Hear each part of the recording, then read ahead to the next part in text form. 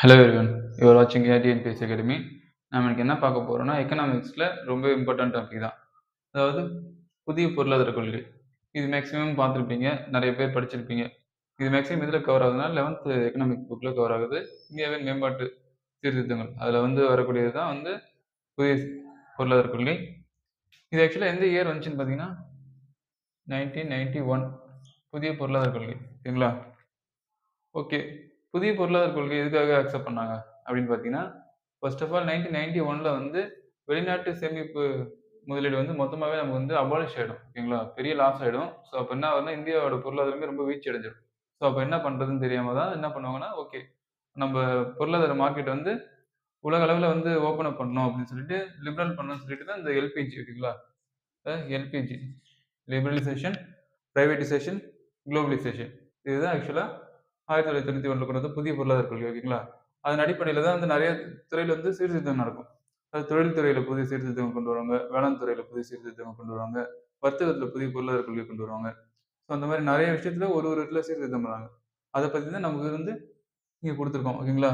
First of all தொழில்துறை சீர்திருத்தம் ஓகேங்களா? தொழில்துறை சீர்திருத்தம்னு பார்க்கும்போது அது என்னென்ன கொண்டு வந்தாங்கன்னு பார்த்தீங்கன்னா, தொழில்துறையில உரிமம் எடுக்கிறதுல தனியார் துறைக்கு நிறைய ரெஸ்ட்ரிக்ஷன் இருந்துச்சு. அதை ஃப்ரீ பண்ணாங்க. அதாவது ரயில்வே, அணுசக்தி இந்த மாதிரி துறைகளை மட்டும் கவர்மெண்ட் வச்சுக்கிட்டு மீதியெல்லாம் பிரைவேட் கிட்ட கொடுத்துட்டாங்க.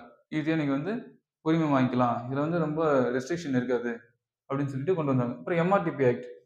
எம்ஆர்டிபி ஆக்ட் மேக்ஸிமம் நிறைய பேருக்கு தெரிஞ்சிருக்கும், பாதி பேர் தெரிஞ்சிருக்காது. ஆக்சுவலா எம்ஆர்டிபி ஆக்ட் எப்போ கொண்டு வந்தாங்கன்னா 1969. அது என்ன எம்ஆர்டிபி ஆக்ட் அப்படின்னு பார்த்தீங்கன்னா, monopolies and restrictive trade practices act. அதாவது ஒரு தொழில ஒரு முற்றுரிமை இருக்கிறது ஓகேங்களா? அந்த ஆக்ட் இருக்கக்கூடாது அப்படின்னு சொல்லிட்டு அதுக்காக கொண்டு வந்தது 1969ல அந்த ஆக்ட். இந்த புதிய பொருளாதார கொள்கையினால என்ன பண்ணுவாங்கன்னா, இந்த ஆக்ட ரிமூவ் பண்ணுவாங்க. 1991ல இந்த ஆக்ட் அபாலிஷன் பண்ணுவாங்க. ஸோ இதுக்கு அடுத்து என்ன கொண்டு வந்தாங்க அப்படின்னு பார்த்தீங்கன்னா, அதுக்கு பதிலா தான் போட்டிக் குழுன்னு சொல்லிட்டு ஏற்படுத்தப்பட்டுச்சு. இது எப்போ ஏற்படுத்தப்பட்டுச்சுன்னு பார்த்தீங்கன்னா 2010ல. இது எதுக்காகன்னா எம்ஆர்டிபி ஆக்டுக்கு ஒரு ஆல்டர்னேட்டிவா கொண்டு வரப்பட்டது தான் இந்த போட்டிக் குழுங்கிறது ஓகேங்களா? இது என்ன பண்ணும்னா, இந்த மாதிரி ஏதாவது ஒரே ஒரு அது மட்டும் அதிகாரம் பண்ணுது அப்படின்றத மானிட்டர் பண்றதுக்காக கொண்டு வரப்பட்டது தான் போட்டிக் குழு ஓகேங்களா? அப்புறம் வெளிநாட்டு முதலீடுல சீர்திருத்தம் பண்ணாங்க. அது எஃப்டிஐ, எஃபிஐன்னு சொல்லுவாங்க ஓகேங்களா? Foreign direct investment, foreign portfolio investment ஓகேங்களா? ஸோ இது வெளிநாட்டு முதலீடு கொண்டு வந்தாங்க. அதாவது ஒரு கம்பெனில 51% வரைக்கும் அவங்க ஷேர் ஹோல்ட் பண்ணலாம். அதாவது ஃபாரின் டைரக்ட் இன்வெஸ்ட்மெண்ட் வெளிநாட்டுலேருந்து நேரடி முதலீடு பண்ணி ஒரு கம்பெனில 51% வரைக்கும் ஷேர் வச்சுக்கலாம் அப்படின்னு சொன்னாங்க. அதுக்கப்புறம் அது 71% இன்க்ரீஸ் பண்ணாங்க. ஸோ அந்த மாதிரி கொஞ்சம் கொஞ்சமா இன்க்ரீஸ் பண்ணி எல்லாமே எப்படி பண்ணாங்கன்னா, இந்த புதிய பொருளாதார கொள்கை எல்பிஜியை பேஸ் பண்ணி மட்டும்தான் இந்த சீர்திருத்தம் நடந்துச்சு. இதுக்கு எல்லாமே காரணம் நம்ம இந்த எக்கனாமிக் க்ரோ பண்ணணும் அப்படின்னு சொல்லிட்டு. ஏன்னா ஃபுல்லாவே நம்ம எக்கனாமிக்ல ரொம்ப வீக்கா இருந்துட்டோம் அந்த 1991 பீரியட்ல. ஸோ வேற வழி இல்லாம அந்நிய நாட்டு முதலீடை நம்ம ஏற்க வேண்டியதாயிடுச்சு ஓகேங்களா? இது தொழில்துறையில் ஏற்பட்ட சீர்திருத்தம். இது வெளிநாடு நேரடி முதலீடுக்காக பண்ணப்பட்டது. அதுக்கப்புறம் பார்த்தீங்கன்னா, வேளாண் துறையில ஏதாவது சீர்திருத்தம் பண்ணாங்கன்னு பார்த்தீங்கன்னா, ஆமா பண்ணாங்க. அதாவது பயிர் காப்பீடு ஓகேங்களா? பயிர் காப்பீடுக்காக என்ன பண்ணாங்கன்னா, இந்த பிரதான் மந்திரி ஃபசல் பீமா யோஜனா ஓகேங்களா? அப்படின்னு ஒரு பயிர் காப்பீட்டு திட்டத்தை கொண்டு வந்தாங்க. அதாவது ஒரு தோட்டப்பயிருக்கு ஒரு 2%, பணப்பயிருக்கு ஒரு 5% அப்படின்னு சொல்லிட்டு நீங்க ஒரு இஎம்ஐ மாதிரி காசு கட்டணும்னா, நமக்கு சப்போஸ் ஏதாவது பயிர் டேமேஜ் ஆயிடுச்சுன்னா, அவங்க ரீஃபண்ட் பண்ற மாதிரி. அதாவது இந்த பிரதான் மந்திரி ஃபசல் பீமா யோஜனா எப்பன்னா 18 பிப்ரவரி 2016ல கொண்டு வரப்பட்டது ஓகேங்களா? ஸோ இது வேளாண் துறையில ஏற்பட்ட சீர்திருத்தம். அதுக்கப்புறம் இன்னொன்னு பண்ணியிருப்பாங்க. அதாவது கோல்ட் ஸ்டோரேஜ், அதாவது குளிர்பதன சேமிப்பு கிடங்கு. அது எப்படி பார்த்தீங்கன்னா, அது இருக்காது நம்மகிட்ட ஸ்டார்ட்டிங்ல.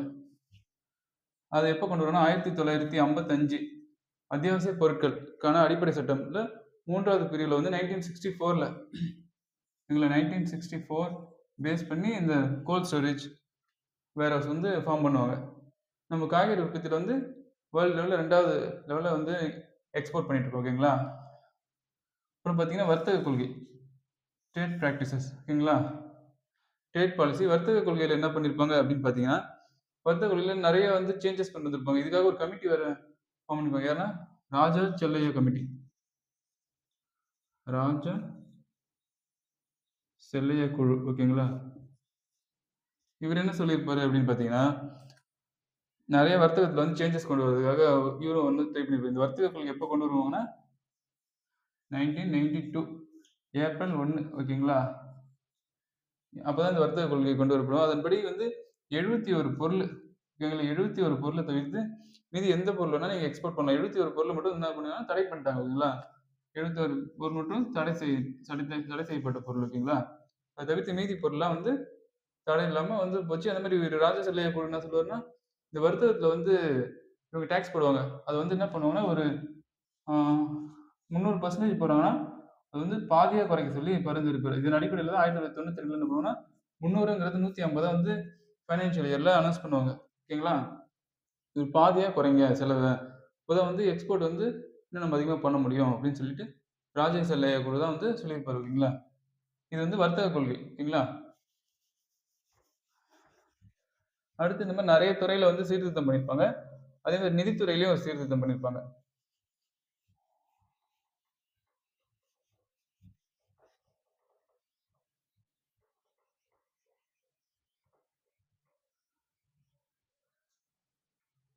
நிதித்துறையில என்ன சீர்திருத்தம் பண்ணியிருப்பாங்கன்னு பார்த்தீங்கன்னா, இதுல வந்து நரசிம்ம ராவ் வருவாரு. ஓகேங்களா? நரசிம்மன் குழு. ஓகேங்களா? நரசிம்ம ராவ் கிடையாது. நரசிம்மன் குழு. இவரு எப்பன்னா, இவரு 1991ல தான். ஓகேங்களா? இவரு என்ன பண்ணுவாருன்னு பார்த்தீங்கன்னா, ரிசர்வ் பேங்க் ஆஃப் இந்தியா இருக்கு இல்லையா? இந்த வங்கிகளுக்கான அந்த கடன் குடுக்குறதுக்கு, அதுக்காக வந்து ஒரு சின்ன சேஞ்சஸ் பண்ணுவாரு. அதாவது எஸ்எல்ஆர். ஆ ஸ்டாச்சுட்டரி லிக்விடிட்டி ரேஷியோ அப்புறம் கேஷ் ரிசர்வ் ரேஷியோ சிஆர்ஆர். இதோட பெர்சன்டேஜ் வந்து என்ன பண்ண சொல்லுவாருன்னா, குறைக்க சொல்லுவாரு. அதாவது சட்டப்பூர்வமான நீர்மை வைப்புத் தொகை, அப்புறம் ரொக்க வைப்புத் தொகை. இதோட ரேஷியோ வந்து குறைக்கணும். அதாவது பேங்க் வந்து இன்னொரு சென்ட்ரல் பேங்க் அதாவது ரிசர்வ் பேங்க் ஆஃப் இந்தியால வந்து ஒரு அமௌண்ட் சேவ் பண்ணணும். அவங்க ரிசர்வ் பேங்க்லயும் ஒரு அமௌண்ட் ஸ்டோர் பண்ணணும். அவங்க பேங்க்லயும் ஒரு பர்ட்டிகுலர் அமௌண்ட் வந்து சேவ் பண்ணணும். அதாவது எஸ்எல்ஆர்ங்கிறது அவங்க பேங்க்லயே வச்சுக்கிறது. சிஆர்ஆர்ங்கிறது ரிசர்வ் பேங்க்ல ஸ்டோர் பண்றது. ஓகேங்களா? இதுக்கான பெர்சன்டேஜ் வந்து கம்மி பண்ணுங்க, கம்மியா வைங்க அப்படின்னு சொல்லிட்டு, ஈஸியா கடன் குடுக்கணும் மத்தவங்களுக்கு அப்படின்னு சொல்லிட்டு, அந்த ரேஷியோ வந்து குறைக்க சொல்லி இவர் பரிந்துரைப்பார் 1991ல. இதன் அடிப்படையில தான் 3 வருஷம் கழிச்சு திரும்ப வந்து குறைப்பாங்க. ஓகேங்களா? இதெல்லாம் வந்து நரசிம்மன் குழுவோட பரிந்துரையினால நடந்தது. ஓகேங்களா? ஸோ எல்பிஜில வந்து நெறையவே இருக்கு. புதிய பொருளாதார கொள்கை. எல்லா விதத்துலயும் வந்து நெறைய இதுல சேஞ்ச் பண்ணியிருப்போம். அதாவது எக்கனாமிக்ல நம்ம வந்து ஜிடிபில வந்து ஆசியால வந்து சைனா, சைனா அப்புறம் ஜப்பான். இதுக்கு அடுத்து வந்து நம்ம 3வது இடத்துல இருக்கோம். ஓகேங்களா? எப்படி ஆசியால. ஆசியா கண்டத்துல வந்து நம்ம 3வது இடத்துல இருக்கோம். நம்மளோட ஜிடிபி குரோத் எவ்வளோன்னு பார்த்தீங்கன்னா, 8.5% ஓகேங்களா?